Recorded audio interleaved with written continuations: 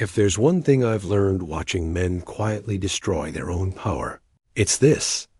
The moment you start chasing approval, you hand the steering wheel of your life to other people. You start checking faces when you speak. You soften your opinions mid-sentence.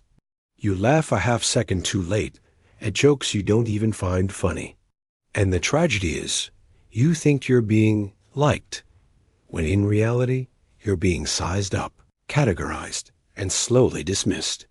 By the end of this video, you'll know exactly how to stop chasing approval and step into a kind of confidence that doesn't beg to be seen. It forces people to adjust around it. Here's the core truth most men never hear explained plainly. Approval seeking is not politeness. It's fear in a tuxedo. It's the nervous system asking, "Am I safe with you?" before the mind ever asks, "Is this true?" And people feel that question instantly. They may not articulate it, but their body responds. Their posture shifts. Their tone flattens. Their respect leaks out without a word being spoken. You can be well-dressed, articulate, successful, on paper, and still broadcast submission if your words are waiting for permission to exist. Picture a man walking into a room already scanning. His shoulders aren't slumped, but they're not settled either. His eyes bounce just a little too much. He opens his mouth, then edits himself in real time. Maybe that's too strong. Maybe I should phrase it nicer. Maybe I should see how they react first. What he doesn't realize is that this hesitation is louder than arrogance. People don't think, "Wow, he's considerate." They think, "He doesn't trust himself." And if you don't trust yourself, why should anyone else? The mistake men make is believing approval is a currency you can stack. That if you collect enough smiles, nods, and verbal pats on the head, confidence will magically appear. But approval works in reverse. The more you chase it, the less it's worth. It's like chasing someone who's already backing away you. Interpret the distance as a challenge, while they interpret your movement as proof they were right to step back. Confidence doesn't grow from being accepted. It grows from being rooted from knowing you can stand in your own presence without applause. Think about the last time you spoke honestly and felt the room go quiet. Not awkward quiet, charged quiet. The kind where people stop fidgeting. Where someone shifts their weight and looks at you a second longer than usual. That wasn't because you were aggressive or clever. It was because you weren't asking anything from them. You weren't negotiating your worth. You were simply stating reality as you see it and letting the chips fall wherever they wanted. That unsettles people who live on approval because it exposes a freedom they don't feel brave enough to touch. Here's the myth that needs to die. That confidence is loud, dominant, or performative. Real confidence is economical. It doesn't over-explain. It doesn't rush to fill silence. It doesn't flinch when misunderstood. In fact, the most terrifying confidence is quiet, because it leaves no handles to grab. When you stop chasing approval, conversations change shape. You speak slower. You pause without panic. You let disagreement hang in the air like smoke, instead of frantically waving it away. There's a moment small but critical where most men betray themselves. Someone raises an eyebrow. Someone doesn't immediately respond. And a voice kicks in. I upset them. Fix it. So you add a disclaimer. You joke. You walk it back. That moment is where power leaks out. Because the truth is, discomfort is not danger. Disapproval is not death. But if you've spent your life equating being liked with being safe, your body doesn't know the difference. You need to understand this at a nervous system level. Approval seeking is a survival strategy learned early. It kept you connected. Once, it kept the peace. It avoided conflict. But what protected you as a boy will suffocate you as a man. Grown men don't earn respect by being agreeable. They earn it by being anchored. by having a spine that doesn't bend every time the emotional weather changes. Watch what happens when you stop chasing reactions. You say something true, and instead of leaning forward to see how it landed, you lean back. You let silence do the work. Some people will rush to fill it. Some will test you. Some will feel strangely exposed. And a few, very few, will relax because they finally feel like someone else is holding their ground. That's when confidence starts to feel almost dangerous. Not because you're threatening, but because you're no longer manageable. This is where people get uncomfortable. Because a man who doesn't need approval can't be controlled by withdrawal of it. You can't guilt him easily. You can't dangle validation like a carrot. You can't scare him with misunderstanding. And that independence registers as power. Not dominance. Power. The kind that doesn't need to prove itself, and therefore doesn't dilute itself trying. The challenge here is brutally simple and deeply uncomfortable. The next time you feel the urge to soften a truth, delay a message, or add an unnecessary explanation, just to be liked, don't. Let the sentence stand naked. Let the reaction be whatever it is. Feel your body want to contract. Then stay open. Anyway, that tension you feel? That's confidence being built in real time. And once you taste that stability, you start noticing how much of your life was spent auditioning instead of living. Because the moment you stop asking, "Do you approve of me?" is the moment people start asking themselves, "Why does he not need this?" And that question changes everything. The shift doesn't announce itself with fireworks. It starts quietly, almost invisibly, in moments most men overlook. A conversation where you don't rush to agree. A pause where you don't scramble to justify yourself. A look you hold a beat longer instead of breaking eye contact to ease tension. And suddenly the dynamic tilts. Not dramatically, subtly, but subtly is where all real power lives. Imagine a scene you've been in before. You're sitting across from someone, could be a woman, a boss, a friend. You say something honest, not rude, just unfiltered. And there it is. That microsecond where their face doesn't immediately reassure you. In the past, that's where you jump in.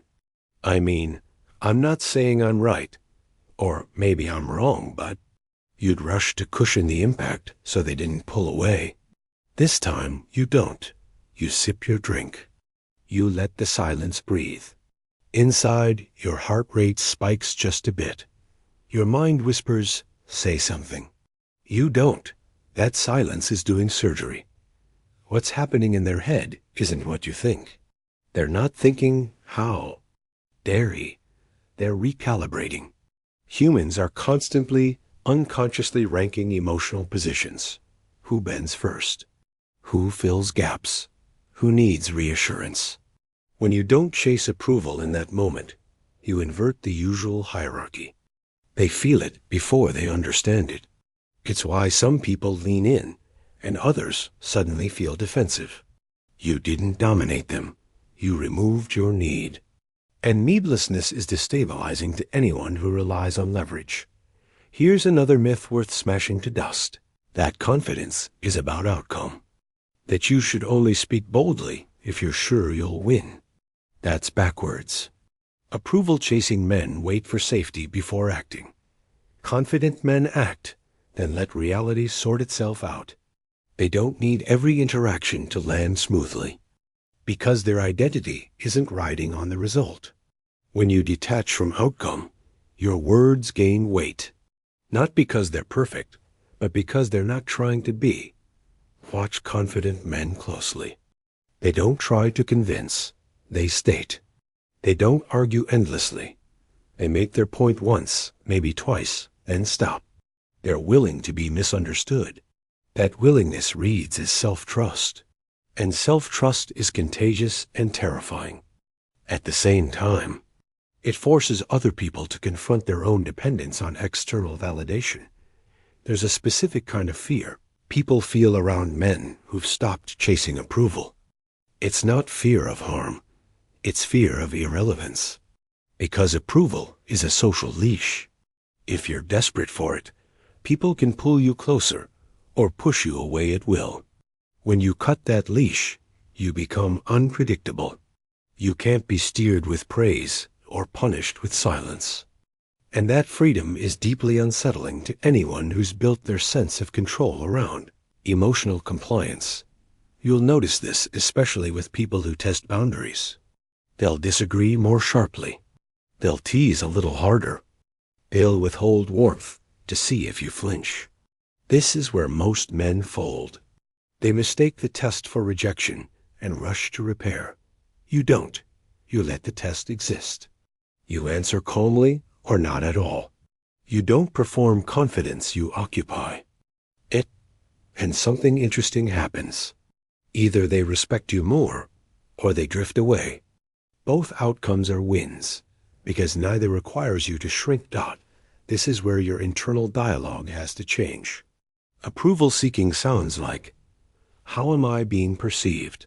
Detached confidence sounds like, am I aligned with myself? One question scans outward, the other anchors inward.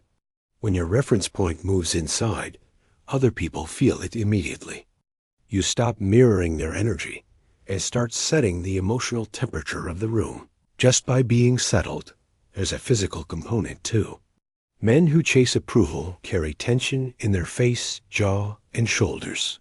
They're always slightly braced for judgment. When you stop, your body decompresses. Your movements slow. Your gestures become smaller, but more deliberate. You don't fidget to manage anxiety. You don't smile to smooth edges. That stillness reads as certainty, even when you say very little. Not because you're worse, but because you're no longer feeding something in them. You're no longer validating their self-image. And it's a cost worth paying, because the alternative is living as a supporting character in other people's stories. The exercise here is deceptively simple. No pre-apologies, no disclaimers, no jokes to soften the edge. Just truth, delivered calmly, and then silence. Notice what your body wants to do afterward. Notice the urge to explain, to fix, to chase. Don't judge it, just don't obey it. Over time, your nervous system learns a new lesson. I can survive disapproval. I can stand alone and remain intact. And that's when confidence stops being something you try to project and starts being something other people react to. Because the man who doesn't need approval isn't trying to be impressive. He's simply unavailable for manipulation. Type continue. To generate the next part. Continue, there's a point where this shift stops feeling like a technique and starts feeling like an identity change. You're not holding back anymore. You're simply no longer negotiating your inner world with the outside. And that's when people begin reacting to you in ways that feel almost disproportionate to what you're doing. Picture another scene. Everyone's half performing, half listening. Someone cracks a joke that isn't funny. In the past, you'd smile out of reflex. This time, you don't. You just look at them. Neutral, present, not hostile, not amused, just honest. The room shifts. Someone clears their throat. You didn't say a word, yet you just reset the social tone. That's what happens when you stop feeding approval on autopilot. This is where confidence starts to terrify people, not because you're intimidating, but because you're uncontrollable. You don't reward bad energy with politeness. You don't punish it either. You simply don't participate. And humans are deeply uncomfortable when their usual levers stop working. They're used to smiles meaning safety, laughter meaning acceptance, silence meaning rejection. And uncertainty around a grounded man feels like standing near a cliff edge, quiet, solid, and dangerous if misunderstood. There's an internal monologue most approval chasers never hear until it's too late. It sounds like this: if I don't manage how they feel, I'll lose connection. So they manage, they soften, they adapt, they bend. Over time, They become easy to be around and impossible to respect. When you stop, something counterintuitive. No more lukewarm presence. This is where the fear spikes. Because losing approval feels like losing oxygen when you've depended on it your whole life. Your mind catastrophizes. They'll think I'm arrogant. They'll leave. I'll be alone. But watch closely. Most people don't. Leave because you stop chasing approval. They can't pull reassurance out of you on demand. They can't feel superior by watching you fold. And that loss of leverage feels personal to them, even though it has nothing to do with them. Men who make this transition often notice something strange in romantic dynamics. Women start reacting before they can explain why. Some feel drawn. Some feel irritated. Some test harder. Their behavior can be shaped. A man who doesn't chase approval introduces emotional risk. He might not pursue harder. If she pulls away, that possibility creates polarity instantly. Not because he's playing games, but because he's genuinely okay without the outcome. And here's the brutal honesty most channels avoid. If you're afraid to lose someone, you're already beneath them. Not morally, energetically. Fear puts you in reaction mode. It makes you responsive instead of directive. When you remove that fear not by pretending, but by actually building a life and identity you trust, you become the reference point. Conversations orbit you instead of the other way around. You'll also notice your speech changing. Fewer qualifiers. Fewer emotional spikes. You stop saying things like, just, kind of, maybe, and I don't know. Not because you rehearsed confidence, but because your mind isn't bracing for backlash. Your voice slows down naturally. Your sentences end cleanly. People start listening differently, not because you're louder, but because you're finished when you're finished. There's a moment that seals this identity. Someone challenges you, not aggressively, casually, a slight dismissal, a subtle power move. Old you would have defended, explained, or tried to win them back. New you pauses. You look at them, and you say something simple. Or you don't. You let the challenge sit unanswered. And in that space, you feel it, the realization that you don't need to prove anything to remain whole. That's the moment approval loses its grip. This doesn't turn you cold. It makes you selective. When you give warmth now, it's real. When you agree, it's sincere. When you compliment, it carries weight, because it's no longer transactional. You're not giving energy to get safety. You're sharing energy because you choose to. It separates confidence from performance. The deeper truth is this: people aren't terrified by confidence itself. They're terrified by what it reflects back at them. Your lack of need forces them to confront their own. Your calm exposes their tension. Your boundaries highlight their porous ones. And instead of hating you consciously, they feel unsettled. They may label you intimidating, aloof, or arrogant. But what they're really reacting to is the absence of control. They're used to having got, so when the discomfort comes, and it will, you don't soothe it. You don't explain it away. You let it be. Because every time you survive a moment of disapproval without collapsing, your nervous system rewires itself toward strength. Confidence stops being an act and becomes your baseline state. And from that baseline, everything you do carries an edge of authority that doesn't need permission. You don't get there by demanding respect. You get there by becoming indifferent to approval. And once that indifference is real, not forced, not performative, people feel it immediately. Some lean in, some back away. Either way, you're finally standing on your own ground. At some point, you stop noticing the technique altogether. There's no inner pep talk anymore. No reminding yourself to be confident. You just are.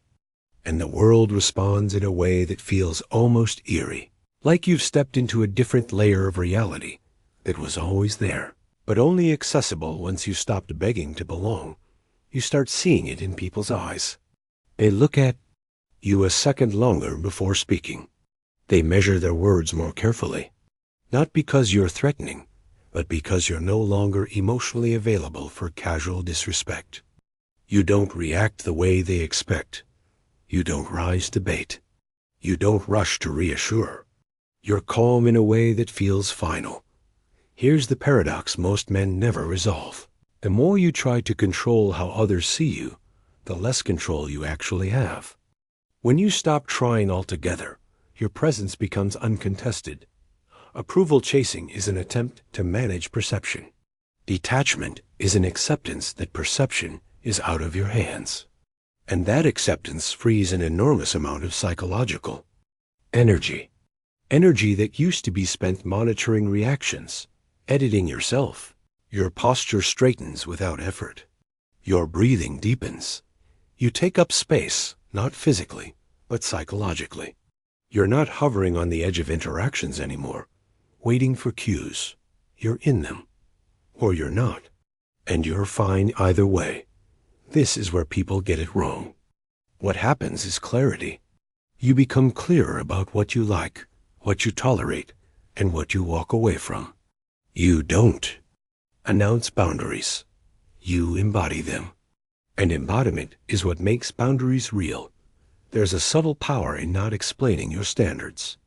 When someone disappoints you, and you don't lash out or over-communicate, silence combined with self-respect is louder than confrontation. It tells people, I noticed, and I chose accordingly. That choice is terrifying to anyone used to emotional negotiations. You'll see it in arguments too. You no longer fight to be understood. You state your position once, calmly. If they don't get it, you don't chase comprehension. You let misunderstanding exist. Not the same as being indolent. A man who knows that cannot be destabilized by opinion. This is why your confidence starts to feel threatening. Not because you're aggressive, but because you're self-contained. You don't need consensus to stand. You don't need approval to remain open. That independence breaks an unspoken social contract where everyone quietly agrees to trade authenticity for acceptance. And here's the cost no one glamorizes. You will lose access to certain rooms. Certain conversations will die when you enter. That's not a failure. That's filtration. You're no longer available for dynamics that require you to be smaller than you are. What replaces them is something heavier, slower, and far more satisfying. Fewer connections, deeper ones. Less noise, more presence. When you speak, it matters. When you're silent, it's felt. Often alone, where you realize you're not lonely anymore, even in solitude. Because loneliness was never about being alone. It was about abandoning yourself to keep others close. Once you stop doing that, your own company becomes grounding. And from that ground, you choose people, not cling to them. This is why confidence terrifies people. It's not the confidence itself. It's what it implies. That you've made peace with being enough. That you're not bargaining with the world for permission to exist. That you can walk away without theatrics. That you can stay without submission. And once that's true, everything changes. Work, relationships, conversations, conflict. You stop asking, how do I keep them? And start living from, what aligns with me?